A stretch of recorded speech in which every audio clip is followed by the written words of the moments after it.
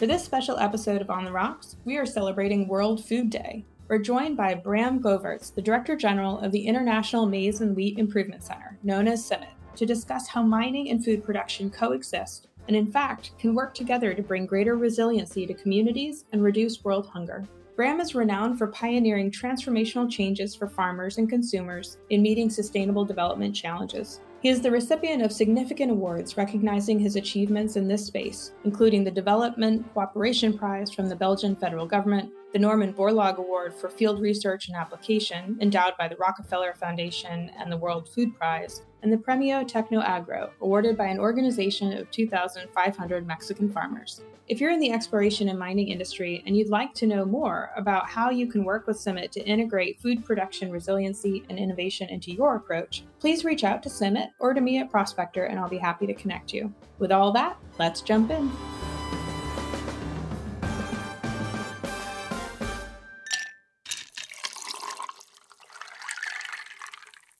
Well, Bram, thank you so much for coming on the Rocks today. We're excited to have you on here in honor of World Food Day. It's my pleasure, and always great to be able to tell the story of the importance of food and how it connects to many other sectors. Yeah, absolutely. That's what I'm really excited to talk about today. And I wonder if you could open it up a little bit and talk to us about what is the connection between the mining industry and food? Like, how do those two connect?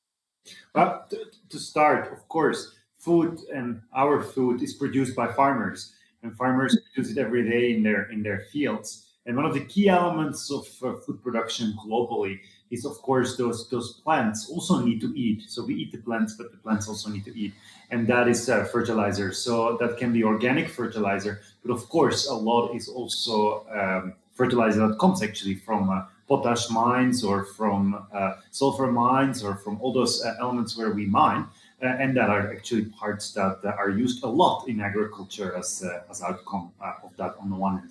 On the other hand, I think also agriculture and mining is one of those sectors. It's kind of agriculture and nature conservation where we actually need to take a step back and see each other as allies in rural development, in developing communities, and that's really then about how do you develop a landscape and bring it together in that developing or development approach and bring it together so farmers, mining, it can all live together. So I think it's those two things. It's about land use and it's about the need of the products from mining to produce our daily bread. And I know we've talked in the past about things like phosphate and fertilizers. These are, I think, materials and commodities that people don't really think about as having come from the mining industry. Much like maybe we've talked about on this show before, people don't understand that mining is necessary for your car and your iPhone. It's also required for the food that you buy at the grocery store or the farmer's market. And these are commodities that have to be mined somewhere. So where does phosphate and fertilizer material come from in the world? Yeah, so there are obviously different sites, and there's important sites in different parts of the world. There is in Latin America, there's in North America, and North Africa, and there's of course also a very important production in the Russia-Ukraine side, and especially when we started actually to connect the dots between mining and agriculture. And let me make a confession also for us. It was kind of a given. You get that fertilizer, and we look at fertilizer use efficiency, and we look at what's the best packaging and how can we actually do integrated fertilizer management or fertility management with farmers, and how do you get the fertilizer in Africa distributed. We were a little bit working, especially with phosphate mining industry, and we had discussions, and that has had more to do with is there enough, and how can we actually look at the efficiency of that important component.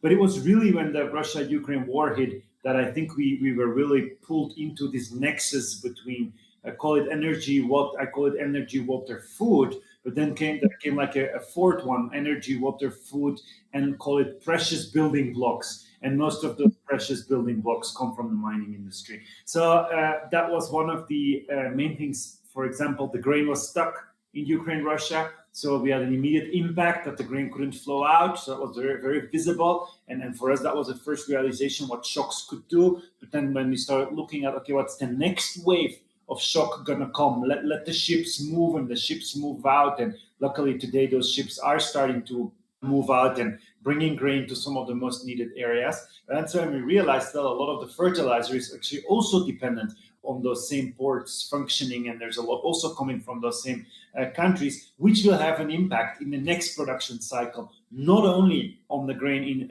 or maize, corn, wheat, sorghum, safflower, beans, you name it, produced in Ukraine, Russia, but also in the rest of the world. So really rippling out the effect of this disruption of this conflict throughout the world for our food production. Yeah, and that's where I think it's also a place where getting really cheap fertilizer and therefore fertilizer minerals can also be a challenge sometimes with the way the commodity cycles work, right? Because while there has been in the last few years plenty of fertilizer minerals on the market, they've gotten so cheap that you haven't had many companies out there doing exploration and development of new mines for that material, right? Because the material itself has become so cheap that it just there's not enough capital in the space. So it is, as you said, these critical building blocks where, in my opinion, we've gotten to the point where some minerals really should be treated as infrastructure, because it's not something that you necessarily want the price of phosphate to go through the roof. If that happens, then the price of fertilizer goes through the roof and all of our food becomes more expensive, right? So I wonder if you've seen that at all, the dynamic of pricing and supply and how that impacts the ability of food supply around the world. Absolutely, and I think it's the same thing we see with food prices, right? It was a bit of a supply crisis. The food was stuck in the port. It was not really a production crisis, but it could become a production crisis if you take this as a signal for climate change hitting, for example, any production site in the world. So you lose that capacity. But that made us think and say, well, those same commodity dynamics apply also to those fertilizers. So how do you make sure that we rethink from efficiency to resilience? And that may require that just getting it cheap is not what we may want. We may want to have to look at, instead to have a perfectly efficient supply system, which has certain drivers as cheap as possible, as fast as possible, and may drive us through certain decisions, that we probably should also start looking at the resilience of that system per se, which actually, if you give a value to that resilience, may open up opportunities where we today are not looking at mining some of those elements or looking at producing some of that food, because it's cheaper in the equivalent in food. It's cheaper to get a boat from somewhere than to explore producing your food locally. And I think that brings us back to that rural development, through that development plan, where you say, how do we really create resilience in the system? And that will be around energy, food, water, and those precious building blocks of a lot of the elements that we have been building our societies on. No, I think I heard you bring that up when you and I spoke on that first panel together, the difference between efficiency and resilience in these systems. And I think that can really be applied to so many topics in the mining industry for sure right now. I mean, at the macro scale, this idea of critical mineral supply, right? So many countries now are starting to take another look at nearshoring or onshoring mining of minerals that are critical to their industries and national security to increase their resilience. It's not the most efficient system, but it may be the most resilient. And I think at the kind of micro local level, what you and I have spoken about, where you really want mining communities to also be food resilient, right? If you're going to bring in new people to build mines and you're going to have growth in this area, how can food and agriculture be integrated in with that mine development plan so that the community is more resilient, like as the mine is being built, in production, and after the mine closes? Yeah, absolutely. And I think that there's a huge opportunity actually there, that we look at it from that resilience standpoint. And let me be very clear: resilient doesn't mean you be inefficient for the sake of being inefficient. You try to be efficient, but it's not your only driving point. It is also about saying, okay, here, so I need to do this, because if it's disrupted, we can quickly rebuild it up, or in general, we're making our system more capable of taking up or putting up with those shocks. But and indeed, as you well said, I think there's a huge opportunity to really design together, and it's almost saying how do we want this particular area to look like in 2000, I don't know, 2050. And if we want it to look like this in 2050, what do we need? And how do agriculture, energy, the mining industry play into this vision that we have for the future and work it backwards from that? And then automatically you're going to see that we're going to be developing tactical plans for those mining communities of saying, okay, how can we have healthy diets for the workers that need to go there? But also it attracts a lot of other investments or other economic activities. How can we do that in a sustainable way while we give nutritious food and of course, healthy diets to those in that area, while we also look at nature conservation. Because of course, there we have something in common between mining and agriculture, that we have been seen as those interrupters of that nature conservation. And I think if we keep kind of looking at it as a solution to say, let's take a spot for agriculture and then we take another spot for nature. Well, guess what? The animal is jumping between agriculture and nature. That doesn't really work, which is very similar for the mining industry, I can imagine. So it was only when we started to say, no, it's not about land sparing. Yes, that's one thing. Let's be as efficient, produce as much agriculture production on as much of a closed space, not more rainforest gone in Brazil to produce more grain to feed. We're over the one of the population. Once again, we see population is growing, but it's also about land sharing. How do we share between each other in a working system these different functions that are required for prosperity, for reduction in poverty, and for those healthy diets? Yeah, and I think you mentioned ports earlier, and ports and other types of infrastructure are another area of collaboration, I think, between the two industries and the local communities, because mining also needs strong roads, railways. I mean, and we want to make sure that that infrastructure is as sensitive to the environment as it can be and as efficient as it can be, right? And I would imagine agriculture has the same need. Absolutely the same thing. So I think this comes back to these multi-sectorial plans that we do, and I'm very happy to be on this discussion actually, because you can see that we had in a natural space to come together and talk. And it's interesting that it actually was where we first started this conversation was a conversation more on national security, because all of Yeah. a sudden what we took for a given, right? This is never gonna threaten our societies, all of a sudden was no longer a given. Food was no longer a given. Oh, we realize it is a shock. Those minerals are no longer a given. Oh, wow, we realize that it's a very fragile system. Energy is no longer a given. We realize it is really a fragile system that we have built. So I think if we look also at it from, let's not say what we came from the one national security, but on the other hand, let's call it from a peace building perspective or a development perspective, I think there's huge opportunity for us to better work together. And for example, if there's any of the mining companies looking up where are we going to open up new activities, wouldn't it be fantastic if CIMMYT, with its capabilities, we have worked with farmers, we have worked with the food industry to deliver sustainably grown maize and wheat grain that doesn't contaminate, that reduces impact on climate change, but at the same time can be produced under drought conditions. Let that be part of an integrated program around that development that's being planned. So let this be also for those listening to your fantastic podcast, a call to say we're open to start that conversation. There is not a natural container, but we can decide to make one. It just means that set up a Zoom and start the discussion. No, absolutely, and that's where I think I really encourage anybody listening in the mining industry, as Bram said, if you have a new project coming on or you're doing exploration even and you're at the stage where you're starting to formulate what this project might look like, to reach out to them and talk about a potential collaboration. Another key point of intersection to me is water usage, right? Like you said, from an environmental conservation perspective, but also the technology has advanced so far on the mining side with regard to how water is used, closed loop systems, or even systems where they can generate water that goes back to a community, clean water. And on the agriculture side, I'm sure there are similar new technologies out there where if we put the two together, looking at improved water usage in agriculture in the local community could be a great corporate social responsibility or ESG effort for a mining company with a new project.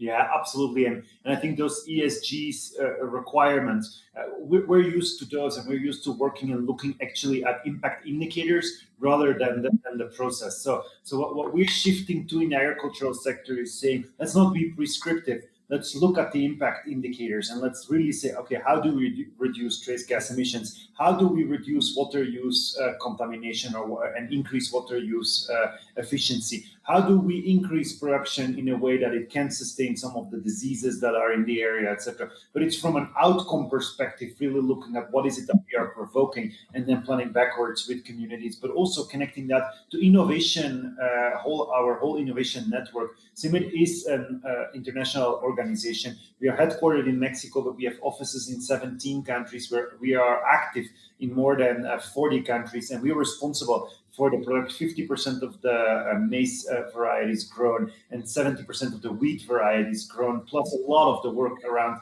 how can you produce those important commodities, cereals, very sustainably. So for sure, we are already overlapping in many of the areas where we're working. We're just not having the conversation.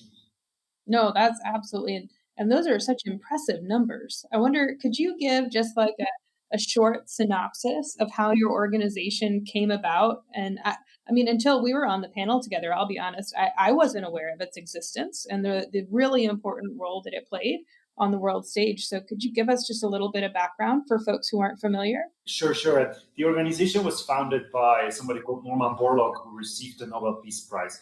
And he received that prize after a collaboration between Mexico and the US to really look at, can we increase food production and improve farming practices. And it was started with really looking at wheat, and can we make better wheat varieties that can produce more, but are also resistant to important diseases like rust. Rust is like a COVID for plants, right? And we were looking which plant is actually resistant to that new COVID strain. And then what we do today is we safeguard biodiversity of corn, maize, and wheat. And you may not know, but there's in our big bunker in the back of my office, there's 28,000 different maize types or maize accessions and 140,000 different wheat accessions. And when I explain that to farmers, it's kind of having a very, very smart woman and a very handsome man, and you combine them and you want the smart and handsome kids, and those are the ones that deserve. Now, handsome and smart is not the same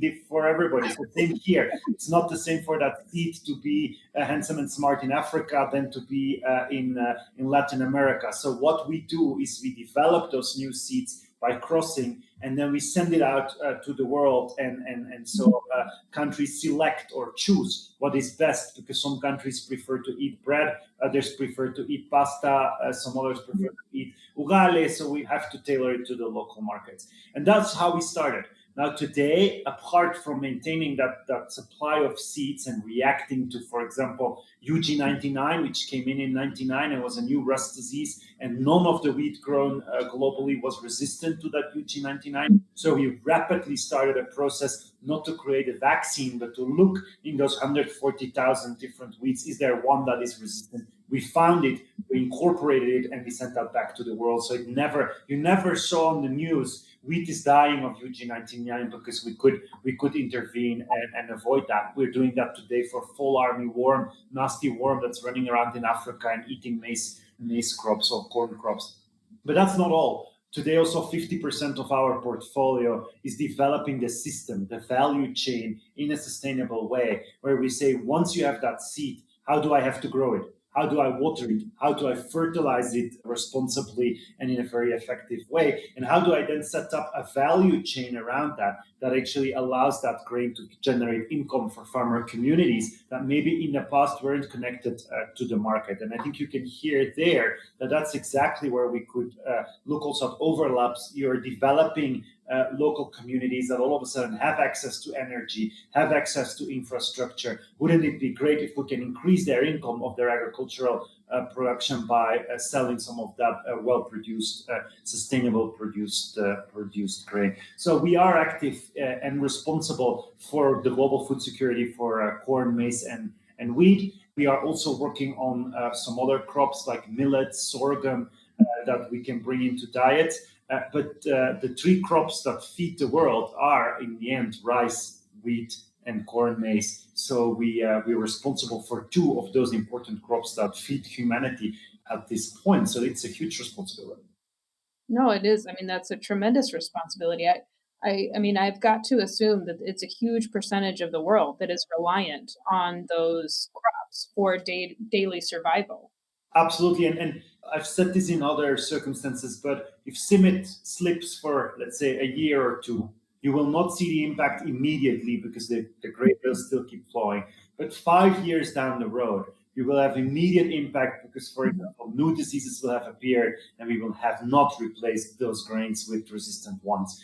New planting patterns because of climate change today, they're coming at a rapid pace. We're shifting really, and you may have seen that where there was no wine production in the past, all of a sudden wine production is popping up because the climate has changed. Well, that's maybe a positive story, but that same thing happens with where we're producing today. There's more shifting in the negative than shifting in the positive. So we really need to make up for that. And it also means that in our planning, and we both, I think, do long-term planning. If you take a Mhm. decision to do agriculture, you have one cycle a year where you can change something, right? You cannot just Yeah. plant everything when you want. In the open air, you need to plant it in the right date, and then 6 months later, you can harvest the crops, and you can do it again when you come again to that same date one year later. So in a way, you do long term planning. Mhm. And I think the mining industry similarly is used to some of that long term planning and even more long term probably than agriculture and probability and risk management much more than other sectors. So I think it's exactly there also where the systems thinking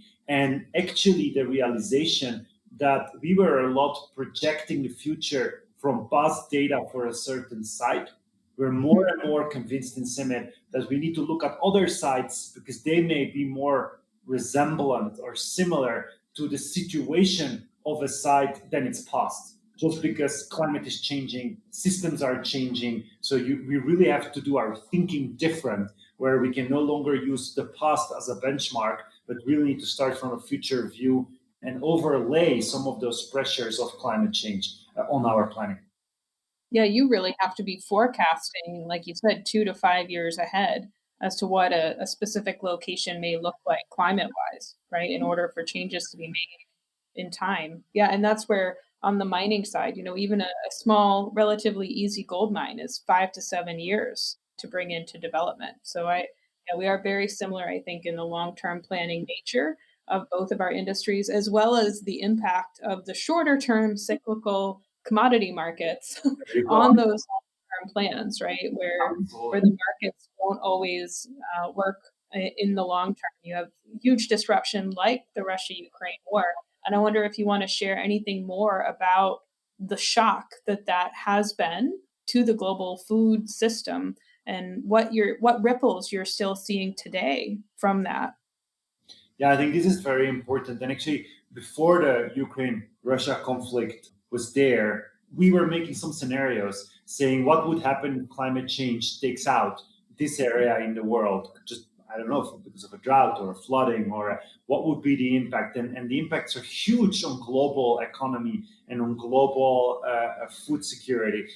But those were scenarios, and we worked very hard on modeling those scenarios. And what I had to do was throw them all in the dustbin because I didn't need them anymore. The Ukraine-Russia conflict showed it exactly on the spot that by Mm. blocking out that area, it has had, and it's still having huge global impact that will still last. And I think the first message is a short-term crisis in food is at least 3 years. So we're not out of this one yet. There's a second wave coming because of the fertilizer availability and what's going to happen there. So next wave is coming. Although Ukraine, Russia, of course, the production of food has had a setback. They're occupied with other things, especially in the Ukraine. So we're going to see another effect in the next cycle of this disruption.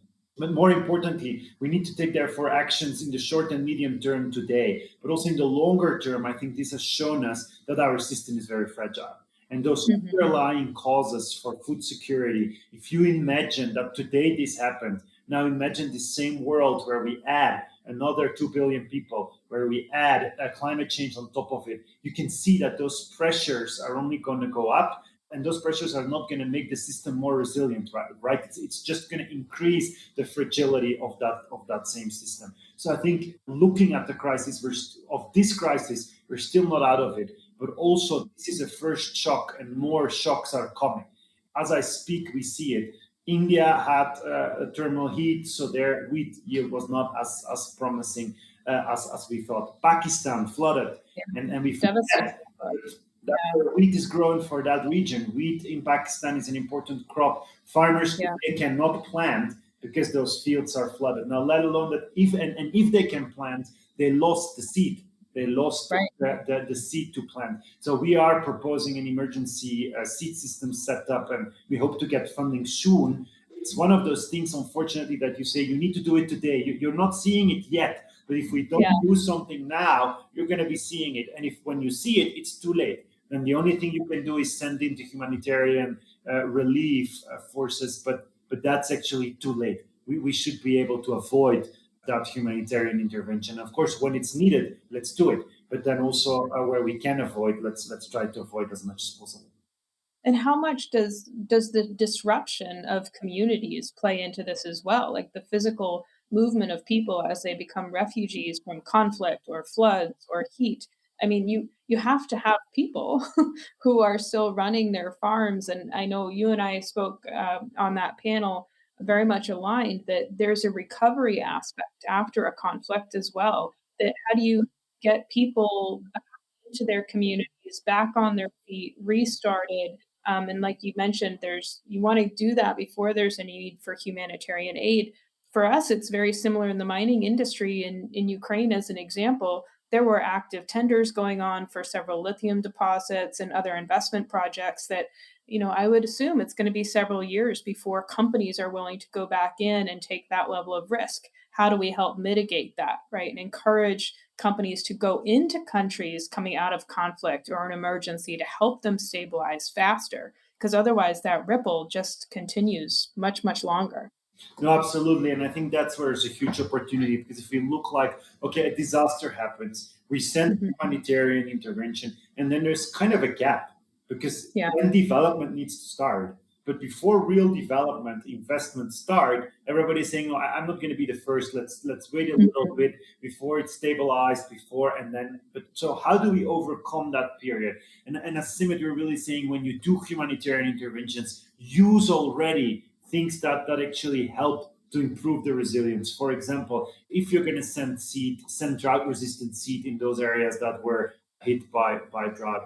Or let's already from the humanitarian point start planning on that recovery point because indeed migration is sucking out labor forces. And of course, at the same time, failed agriculture is pushing out Pushing migration. Yeah. human populations. If we look at those societies in the past that have failed and crumbled, and they were huge societies there in Mhm. Egypt or here in Mexico, the Aztec society, it goes down when there's a series of bad harvests and the food system collapses. It exposes people and it becomes like this spiral downwards because you have not enough people to produce the food. So more people leave to get better food somewhere else. So you have less people and you get this downward spiral. So really that recovery phase is going to be important that we are ready. And we know from experience that agriculture can be a motor or a driver to get that development faster Mm. upwards, and then other economic sectors can come in. No, I think we've hit several points, but I'm excited to continue the conversation and see where the mining industry and the agriculture industry can collaborate more closely together, because I just think there are such unique opportunities, very much aligned in the impact we want to have in local environment and local communities. And like you said, I just think we've been sort of working in parallel and just not talking to each other. We are here to really, I mean, I think there's some low hanging fruits, which is just Yeah. together at those ESGs and at those community development. And then there's some more tougher conversations we need to have about long term sustainability and resilience. But it's not that they're tough because we don't want the same objective. They're tough because solutions are not easy, but are that the most interesting conversations also to have. Absolutely. And from your perspective, from what you've seen from the mining industry, what would you change about how our industry works? I usually ask our industry guests if they could wave a magic wand and change something about the mining industry, what would they change? And I know you may not be working with it day to day, but do you have anything that you think, man, I just wish they would do this? Yeah, I think a little bit of what we had learned to do, that is talk to those that are in the end the beneficiaries of what you do, and start from that conversation. What's really expected there? And I think in a way it's a bit the same. CIMMYT is not. CIMMYT works through national systems and seed companies, and we work with farmer communities, and it's a bit the same. Your product is in a way hidden. No, it's not that we eat a maize kernel, and it's not that we see that mineral life, but we need to have those conversations from the get-go on with those beneficiaries to explain what this is about, because in the end, if we go to more resilient systems, the trade-off conversations and how to balance negative impacts of those trade-offs are going to be even more important. So I think that holistic view of going into an area and really bring inter-sector conversation so that we can see where we overlap, because it actually may be that for agriculture, for example, I can take a decision